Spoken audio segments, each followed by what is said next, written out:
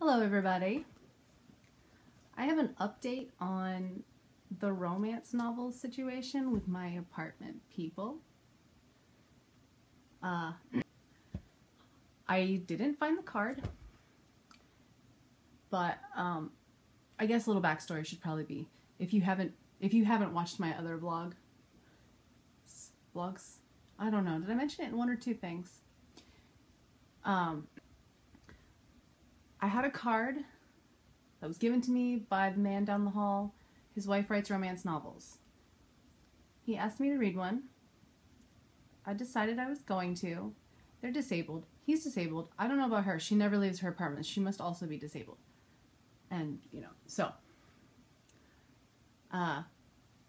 Since I didn't have the information and I didn't want to go knock and ask for more information, I just decided to ask my neighbor across the way who talks to everybody and ask her if she had a book or if she could give me the lady's name so that I could look her up on Amazon. So I did that today and I have one. This is not the one that he told me to read. This is not the one of the current series.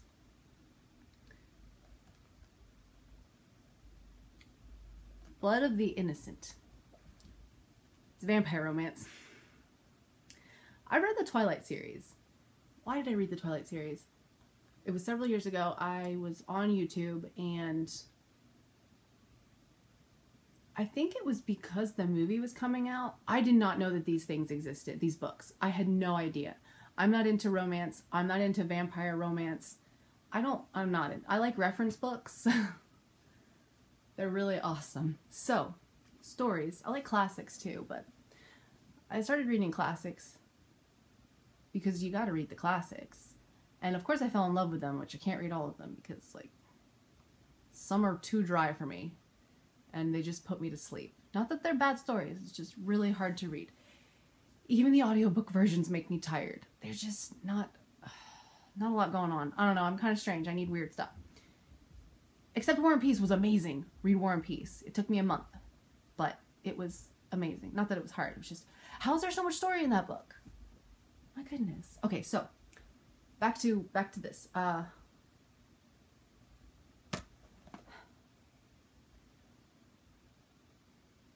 don't know if this is the first book.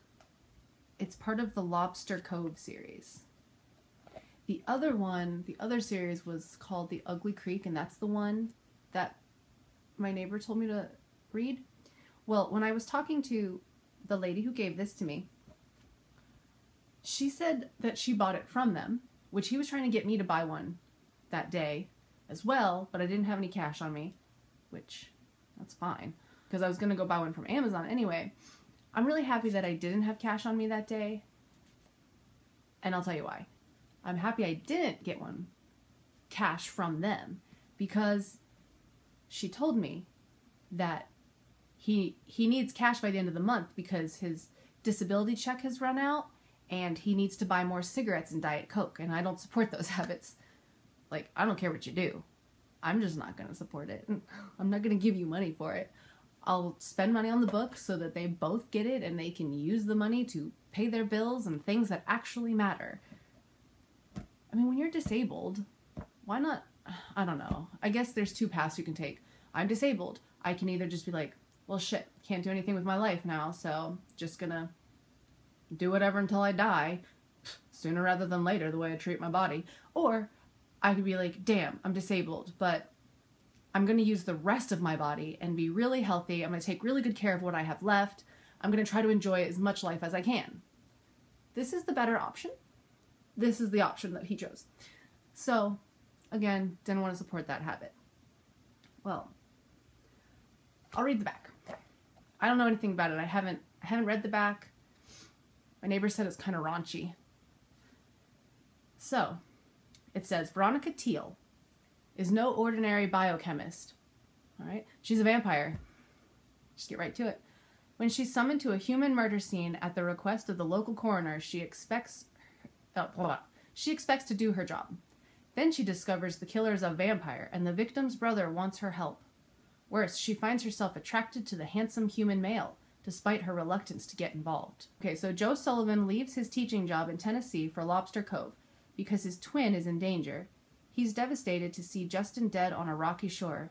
Desperate for answers, he turns to Veronica and finds himself curiously drawn to the lovely biochemist in more ways than one. Together, Veronica and Joe seek answers behind Justin's mysterious murder and learn there are deeper secrets. Can they uncover the core of the conspiracy and find their own way to each other's hearts? Or will their differences keep them apart? Well, just after reading that, I would not buy this book. But again, I don't read romance, and if I did read romance, if I was into like vampire romance or any sort of like weird sci-fi romance, this still wouldn't get my interest. So I'm going to read it though. Because I said I would. And I like to keep my promises. I don't make promises I can't keep, so I knew I could do this. But I'm currently reading Silver Eyes. So that's way better. And it's super amazing. You should read it. It's super, super amazing. I'll read this one after that one. Then I'm going to buy the other one. Because I said I was going to buy one. I'll read this one because it was given to me free. I'm going to give it back. Like, I'm not going to keep it. It wasn't given to me free. I'm freely allowed to borrow it. My neighbor also offered me, not the one down the way that writes the stories. The old lady who's like super, super nice. She also said to me, she saw me reading a health book about a food, you know, and like pH levels and stuff like that in your body. So she asked me if I would like to read 50 Shades of Grey. I don't want to, but lots of other people did, so I kind of feel like maybe I should. Just because, you know, but oh, I don't even want to see the movie. But anyway, so that's an update on the book. On the romance novel situation for my handicapped neighbor's wife that I said I would read. Because in my town, I live in the only apartment complex, and I just found out the other day that this is the only place in my town for people with disabilities or older people who are retired and who can't afford, like, you know, a nice assisted living place. This is the only place where they can live. And that seems weird because this is not a place that's very good for disabled people. I mean, there's a lady who had a stroke who has to live on the 3rd floor because there were no bottom floor apartments and she can't afford to live anywhere else. If you go further into my town, if you go further into my town, you can find rent that's like, you know, $400 a month, but it's some rundown single wide trailer that is not kept up. And who wants that? Plus you're surrounded by a bunch of ignorant hicks who do God knows what in their yards. I used to live out there. I'm very happy I moved. I actually moved from there to the city, which was not any better when I lived in the city, in my neighborhood, which is a really nice neighborhood. And we were totally nice people. We were calm. We were quiet. We didn't do anything. Some of our grass was dead in our front yard. Somebody knocked on our door and said, hey, you've got these bugs in your lawn. You need to take care of it. But it's not our lawn. It was there when we moved in. Like, and the house was vacant for who knows how long before we moved in. So as soon as we moved in, we were immediately targeted by fix your lawn. I don't know who this person was. I wasn't the one who talked at the door. It was my roommate. But, of course, we didn't do anything about that. But they called the homeowner person, not the homeowner, the property manager. And the property manager, I stayed home, and I was walking through the house, and then there was a lady looking in my window. And I caught her. And she had the look on her face like, oh shit, I just got caught. As a peeping Tom. So I went over to the door and I'm like, can I help you? She's like, yeah, I was trying to see how upkept the house was because we had complaints about the lawn. Have you guys been parking on the grass? Well, I mean, I said yes because occasionally people park on the grass, but every day we park in the driveway. It's a 2-car driveway. You know, there's plenty of room. I think 4 cars can probably fit in there, but if we had people come over and they couldn't fit in the driveway, yeah, they pulled up on the grass, which I guess they shouldn't have, but we came from, you know, the woods. And the roads and neighborhoods are too tiny to really park on the sides. It's such a pain in the ass, so people pulled in our yard. I didn't think about it. It's not something that was a thing that was an issue in my mind when I was 19, you know, or 20. I was 20. So she's like, you guys have to fix the grass. We literally just moved in. We did not do that to the grass, but since I said, yes, sometimes people park on the grass, to her, it was, okay, that's your fault. They've burnt the grass. You have to replace the grass now. So we had to pay for sod to come in, which we weren't even going to do, actually. We weren't going to pay to fix it at all. We were just going to throw some grass seed down and go about our business because it wasn't our problem. That's what the property manager's for. If there's something wrong with the grass, pay somebody to come fix it. We didn't move in. We're renting. It's your responsibility. That's what I think. But no, that's not how it went. And so we had a friend who worked with like a landscaper or something, and his boss, the landscaper's boss, offered us a pallet of sod. And okay, so if it was free, if it was offered, we said we didn't want to buy any sod. We told them. We told our friend, tell your boss, we don't want to buy sod. So no thanks. And he's like, no, he's going to just give it to you. Okay, great. That wasn't the case. We had to pay for it. And then that same boss, the same friend, borrowed our trailer that we had, and it got damaged because he used it for work. And it wasn't for that. I don't know people who are respectful, especially to people's things. I've lost furniture because people have damaged it during our moves. I don't live in a very good town. Anyway, my goodness, how did I start talking about that? Oh, now I just want to like complain about that house. Oh, right. So, we don't bother people. We started getting harassed at that point, and then when we put a Ron Paul sign in our front yard, one Ron Paul sign in our front yard, we got a very nasty letter in our mailbox. Of course, there's no return address. It was very, very nasty. Like, they drove us out of there. That's why we moved out of Jacksonville. We weren't even living in a homeowners association area. We were in a legit neighborhood. I don't know why on our street someone decided to target us, but they won. Good job. They ran us out. So, I did like living in the city. I didn't like the neighbors. It's the same. It's the same everywhere, I guess. Unless you can get your own property. I want to have lots of acres, and I want to stick my house right in the middle, and there's trees everywhere. And like the driveway is like half a mile long or something. So maybe somebody lives back there. Maybe they don't. But there's no trespassing signs, so you better stay off my property. You guys have that problem? Now I live in an apartment.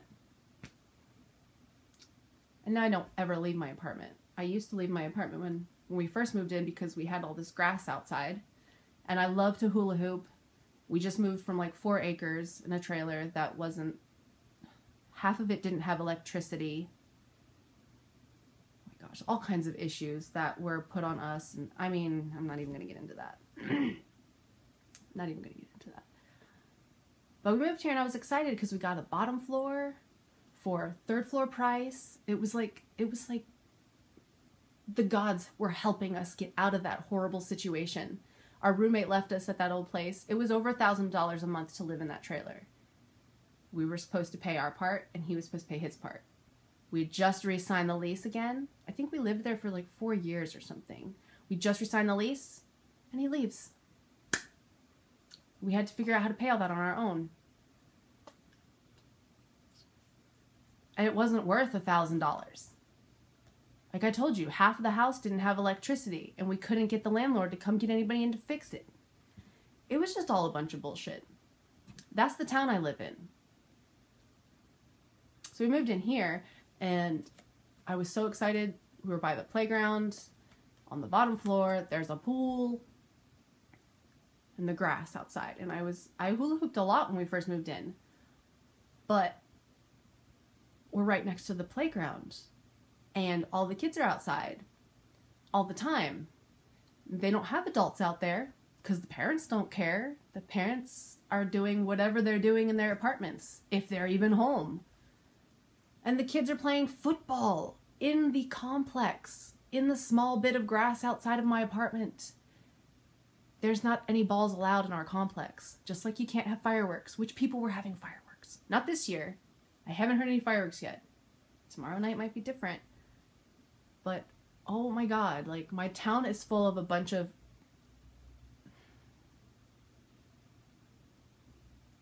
dumb adult children who were never raised.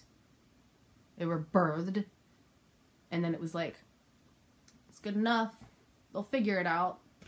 They didn't figure shit out. So good job, parents. That was great. I'm not irritated. I get passionate. Yeah, I can't hula hoop outside now because since they kept using it as a football court, it's all mud. And you know where that mud goes when it rains? Onto my porch. So my porch that should be white is just covered in black mud all the time. And then people decide to park outside of my window in the grass. There's no parking spaces there. Parking spaces are over this way and over that way and all the rest of the apartment complex. Yeah, the complex wasn't set up properly. Somebody who shouldn't have graduated from college designed this place. You guys ever been to Florida? It's not Disney resorts and palm trees. But the reality is dumb adult children. So it's a mud pit now. I can't hula hoop out there. And then at some point somebody dropped their glass table from like the second floor or something. And it shattered all over the ground. So then there was just glass everywhere. That didn't get cleaned up. It's now buried in the mud. Plus we have ducks, which I love the ducks. I love the ducks. My dad loved ducks. My dad has passed away. So when I see the ducks, they make me very happy. I love the ducks. But they like shit everywhere. And since it's mud and not grass, it's not like the grass is benefiting from the duck shit. No, the mud is just covered in duck shit. So it's slimy mud. Slimy, gross mud. So you don't want to walk barefoot in that with your hula hoop in the glass. And my neighbor, she had a man living with her. Just a man living with her. Oh, he's a story all on his own. But he was helping her move her computer, and he slipped in that mud out there. And he's a heavy man. And the computer was a big desktop. Well, you know, a moderately sized desktop. Not small, not giant. You know, it was just a regular desktop. Anyway, he slipped, fell right on his ass, and the computer smashed on the ground. We still don't have a sidewalk. And like I said, handicapped guy down there has to go all the way around because there's still no sidewalk. We saw today that just this week, they had to put a sidewalk in up front for people because it just ended. They couldn't get to the parking lot if you were disabled. Oh my God, my apartment complex is so dumb. And it's got completely new management now. All of the ladies in the front are new. All of the maintenance crew is new. It's just, I want to move so bad. I need like a money drop from the gods. Please, I need a big money bomb. Just can't get out of here. I've been stuck here for like 5 years now. Who lives in an apartment for 5 years? I mean, unless you live in the city and you're like going to buy the apartment or something like that, or you're unfortunate and you can't do anything else. I mean, I'm unfortunate. I can't do anything else, but man, there's one apartment complex in my town and I'm stuck in it. Just want to, like, why can't we just rent a house with some yard for like at least the same amount of money? It's more money. I think we pay like $800 a month for our 2-bedroom apartment. It's like the size of one room. It's not big at all. If you want to move into a house that's not taken care of, with no yard, the house is like the size of my apartment. It's over $1,000. How is that a thing?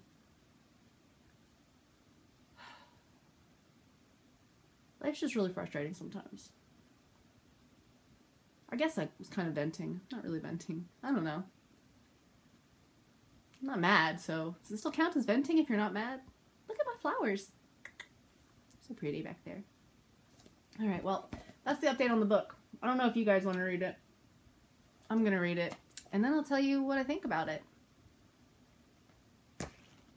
And tell you if it made me feel really uncomfortable. And then I'm going to buy the other one, and then I'll read that one. But right now I'm reading Silver Eyes, and I can't wait. I'm going to go read some more of it. And then I'm going to read the Twisted ones. I'm such a dork. They're really good stories. Oh my gosh. I'm like sucked in.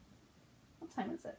Yeah, I have to go now. So thanks for tuning in and listening and getting updated with me about this awkwardness. I did not know they were vampires. He left that part out. Of course, I would have been politely excited. I did like the Twilight series. I liked that a lot. Oh yeah, that's what I was talking about earlier. Yeah, I randomly saw it. It was like, because the movie was coming out, so I guess fans were making their own fan-made trailers for the movie, and, oh yeah. It was a witch movie that I watched, The Covenant, I think. I liked the lead actor in that one. I liked that movie. That was a really cool movie.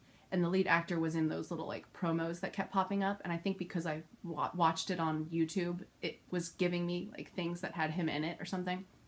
So when I saw that, I was like, this is cool. What's Twilight? Let me go look that up. I like vampires. I like witches. I like weird shit like that. And, you know, I do like I romance. I do like that. I don't romance. I like romance. It just makes me uncomfortable because I don't have romance, and it's just, I don't know. Some things make me feel really uncomfortable. But then other things I'm like, oh, that's so awesome. I'm really happy for those people. And other times I'm like, oh, just make it stop. When will it stop? I have to look away or leave. I don't know. But yeah, then I found the Twilight books, and I think I ordered them like that night. Ordered the whole set, because the books had been out for who knows how long by the time that I was into it. So, and I read them all super, super fast. I mean, they're easy to read. And they were really good. I liked the second book the best. After the second book, I really forced myself to finish, because then it got real love story. It just got kind of awkward, but, you know, 1 and 2 were really good. I loved the first movie, and I loved the second movie, and I have both of those movies, and I didn't continue collecting them after that. I meant to, just to finish the collection, but I didn't. I just spent money on other things. Did you guys hear that? It was a firework. Sounds like guns going off. But yeah. I did like Twilight. Maybe I'll like this. Alright, well, that's it. So,